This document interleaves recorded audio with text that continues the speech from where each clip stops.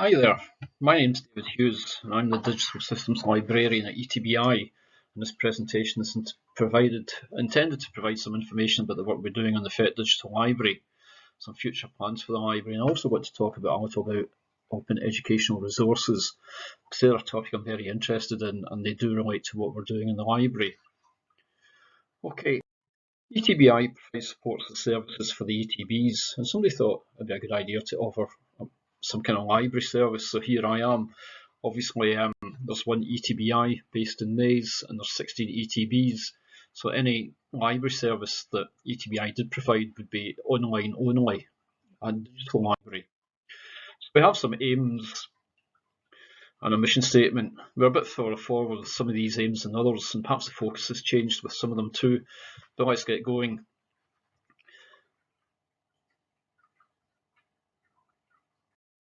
4 areas we're working on. There's kind of a fifth too, and perhaps a sixth we'll get started on. But I'll talk about the digital library website, library resources, journal, repository, and I'll dispose of the latter two first because they're the least advanced.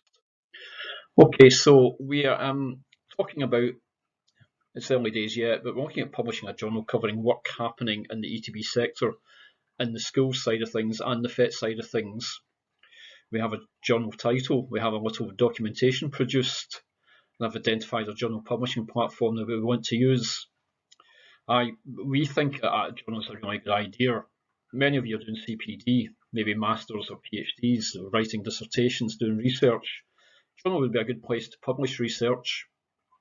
But we wouldn't just want academic research, we'd be looking for other stuff like case studies, books or product reviews, sort of opinion pieces, conference reports kind of things. I mean, this is FET Fest, isn't it? I mean, hypothetically, we get the journal going, there's a FET Fest next year, we have someone writing a report on, a review on it, we'd publish that. That's an example of the kind of thing we look for. Next, we have a sectoral repository, a digital archive for storing and disseminating the intellectual and other output of the sector. You can link to your PhDs and master's dissertations, papers you publish elsewhere, conference presentations, anything you write for an audience. And again, with FET Fest, I'd be looking to capture and store the FET presentations in the sectoral repository with permission, of course. And another thing about the repository you could do is that some institutions, educational institutions in higher education, they also store student work, very, very good student assignments or dissertations. And I think it'd be great to have student work in the repository. It would be a feather in the cap of the student. They could use it in their CVs and stuff. So I did some work and it's available here, and everyone thinks it's very good. And it also gives future learners a chance to see what actually constitutes good work, what a kind of example that's been set that can help them out. So they're not as far advanced as everything else we're doing. So talk about the library website. So one of the aims was to identify and acquire resources for use by learners in the first instance, and then maybe practitioners after that. But you can't really make a bunch of resources available and then say, here, have at it, go on and use them. You got to say what the resources are, why you should use them, how you search them, how you find them, what you do with that information once you find it. Got to know how to reference your sources if you're using them in your work. So, a referencing section somewhere. You better have a bit about plagiarism as well to make sure that people are using their sources correctly. And then before you know it, you have all this material. You can put in a bit about planning assignments, for example, or what's involved in academic writing. So you've got lots of stuff. You can't just have the resources by themselves. So you have a website, a library website, and if you have the website, you can put anything and everything up in it. So that's what we plan on doing. A bit about style and content. You've got to have some guidelines. You've got to think about accessibility. So try to use make the website more accessible to as many people as possible, usable to as many people as possible. So using plain English wherever possible, bullet points as opposed to long screeds of text. But I will admit that there might be long screeds of text in there, but we try to break them up with bullet points, lots of white space as well. Sans serif font to improve readability for dyslexics. Image descriptions, meaningful links, and names for help with screen readers. And we have lots of downloadable content. There's a note-taking template checklist and a few other things too, which we'll continue to add to, and lots of links to useful sites and resources. So it looks at the moment. We made the decision was made to go live at the start of the last lockdown, first lockdown in 2020. So it wasn't really ready at the time, but you got to do what you got to do. So it went live, and after it went live, we thought we'd concentrate more on the content rather than look and feel. We'll maybe bring it into line with ETBI branding, but people haven't complained about the look or feel yet. So touch wood, we might stay with that for a while. So we have two columns: main column content on the right, and menu information column on the left, and a top level nav bar which separates sites, components of the site into different sections. So here's one page. You can see main content on the right, menu bar on the left, and this is a good site, a good page to look at because it shows literacy resources which have been passed on to me by folk in the sector. I think my colleague Siobhan McAtee put out a call to her network at the start of the lockdown for literacy resources, and a lot of which you can back with, and I'm really grateful for folk being happy to share the resources. I've just Donegal resources there, something different. I'll talk about sharing later. I'll mention the library working group, but this came out of someone being talking about sharing resources and anything anyone can share, and Donegal put forward there a Google site created in Google Sites, a core skills piece which is very nice, and anyone can look at them and use them. We have library stuff that you'd find on the academic library website, but FET learners come from a broader range of backgrounds and experiences than HE, I think. So we wanted to put up some more useful stuff. So we have we call it core skills for want of a better description. And I'm particularly pleased with the health and wellbeing section because that's been developed in conjunction with the London Leary ETB Psychological Services. I'm 30 years in the sector, so I know what I'm doing, but it's nice to have the work validated by experts, and I'm always happy to have if folk want to collaborate in producing content for the website, or just looking at what's there already and making observations and giving feedback. I'm very happy to accept your comments and observations. And it's nice to have experts in the field work in a field, validate what you're doing. So currently we have around 160, 170 public pages, around 40 sections, 600 plus links to other sites and resources. And we can also do private, we have done private sections for staff and non-public content. So here's an example. There's the Supports for Apprentices group, provide literacy and numeracy supports to apprentices who need some assistance with their reading, writing and mathematics skills.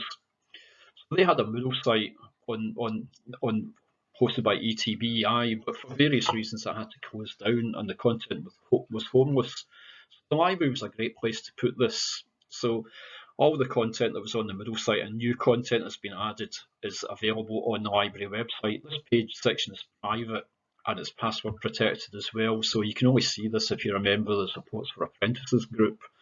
So people as part of that group put content that they want to share with other practitioners. It's not available directly to learners, but it's available to them through the users who make this material available. So I'm really keen for the library to be a one-stop shop for centrally accessing resources. And I know this page isn't the best example because it's password protected and everything, but it's more easily accessible than stuff that's you put up in Teams or Google or Moodle. These places are nice, like walled gardens. They're very nice within themselves, but it's difficult to get stuff out of the walled garden. You have all your different teams' tenancies, and you put material in there. It's difficult to share with other ETBs or the outside world.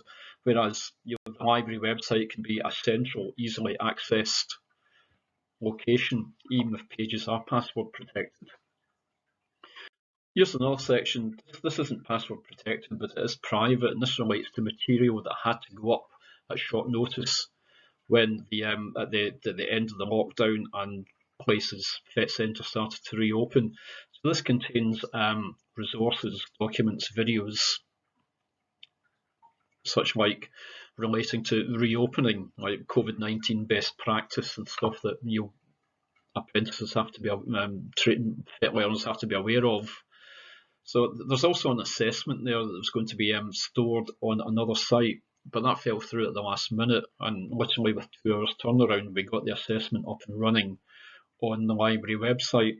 So hopefully these display how the library can be useful to practitioners, not just to learners. We can store and transfer information on the site, as well as make it publicly available for learners. Resources. This is an interesting and contentious point. My previous role in higher education, I looked after the library website and electronic resources. And before I started at ETBI, I thought, great, I can just transfer across the same resources, get the same resources. But mea culpa, a lot of the resources that are available for academic libraries are aimed at higher education institutions. You have, lots of them are just simply access to scholarly academic research articles. And if you're doing a hairdressing apprenticeship, you don't really need access to scholarly journals. You need access to material that directly relates to what you're doing in your hairdressing course. So they're not really, a lot of them really aren't really relevant. There are other issues as well. Access and authentication. How do you control access to resources? These are all licensed for use by authorised users only, but how do you determine who's an authorised user? I take a course in an ETB, I come and I go. How does the resource know that I'm allowed access to the resource, and then when I finish that I'm not allowed access anymore? The ETB IT departments all have user directories, so maybe we could get the resources talking to the user directories, but 16 different user directories is tricky. Could maybe use PLSS, but not all learners are up in PLSS at the moment, and that's going to be a work in progress. My colleague, IT manager at ETBI, Brian Hickey, has gotten the organisation and the ETBs to rejoin HEANet. HEANet is an organisation that provides IT infrastructure and services to higher education and to us, hopefully. And one of the services they offer is called Educate, and that's a federated single sign-on service which you can use for all your colleges or your organisation services, including library services. So hopefully we can get resources, relevant resources available through Educate at some point. Another problem with resources is the cost. The way these things work, you're charged by the FTE number of your organisation, not by the number of people who'd be interested in using it.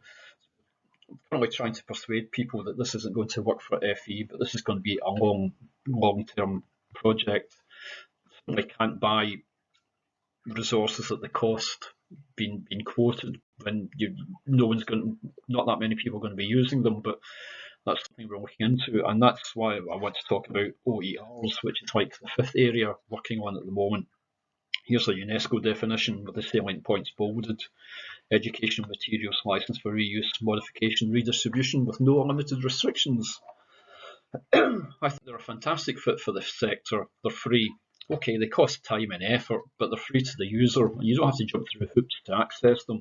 They can be made freely available on a website, like a library website. Hint, hint. They're bespoke. You create them to fill a specific need on your course or module. You might find material out there which might not quite fit what you want to use, what you need, but you might use it anyway, even though it's not perfect. You create your own resources. They have to be perfect, don't they? They promote equity because they're free for use. They're one less barrier to uptake, and they're also available to anyone interested in learning, not just the folk registered on your courses. Promote diversity. You create resources to better suit the cultural and geographic needs of your learners. Instead of using an American textbook which uses American terms and American standards, you can create a textbook or a resource that's suitable for the Irish area, Irish use, Irish examples. They're also you promote inclusion. You can include your learners in the creation process as well. Who better to sort out discuss the quality or what's required. So you make your learners part of the creation team. There's 16 ETBs, so potentially you could have the same type of resource being worked on 16 times. Maybe that's a bit wasteful. Making yourself publicly available is one way of showcasing and promoting the work of the sector, and you can collaborate maybe with other folk in other ETBs to make your resource better, have one better resource rather than 16 okay resources. Short word about licensing. Copyright sends the thought of copyright sends people screaming sometimes. That's fair enough. And some people seem to think it's all or nothing. You either reserve all the rights or you give everything up. There's open licensing, Creative Commons licenses. Creative Commons are an organisation, it's a non-profit international organisation trying to make the knowledge more freely available and accessible. So they have a series of licenses in which you maintain copyright, but you can fine-tune the rights that you retain and the rights that you give up. So you can say you can use this, but you can't sell it on, for example. And these licenses are legally enforceable, so they're good to use. One open educational resource that we have that I've been working on, I'm collaborating with, is Maths for Trades. And these are a series of workbooks for craft apprentices who need some assistance with numeracy. So they introduce revised basic arithmetic, calculator use, and give worked examples of what advanced maths that they might need to use in their apprenticeship. So these are available through the website and a Creative Commons license, and I've also put them on a open educational resources repository called OER Commons. So again, this is a way of promoting the work of the sector, and it also makes the educational material available to a wider audience. So I think that's really good. I gave a variation of this presentation to another ETB, and I got a nice email from a TEL coordinator there. They're going to share a resource that they've created, and they're making their YouTube channels available through a Creative Commons license, so hopefully they'll be available to a wider audience. I think it's good that, so that's really the fifth area. It's trying to promote a culture of sharing and collaboration in the ETBs. Early days yet, of course, but hopefully we can get something going there. So here are the aims again in more simplified form.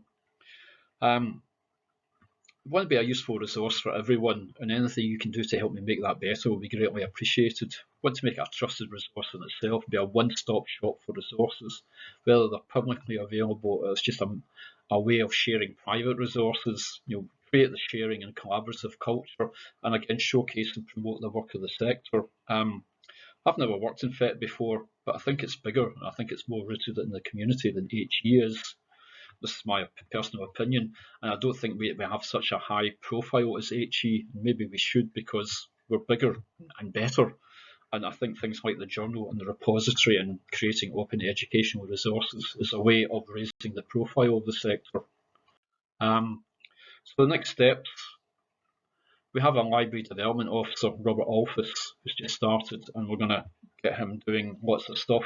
His previous role was as a research librarian, so maybe that's a sixth area we can work on. We can sort of promote or develop a research culture where you actually seek to actively publish your work. We're going to get Robert to do presentations on raising your research profile and the issues involved in getting published or starting to get published. We're going to advertise them to ETBs. The library website's a journey, it's not a destination. We'll always be working on it.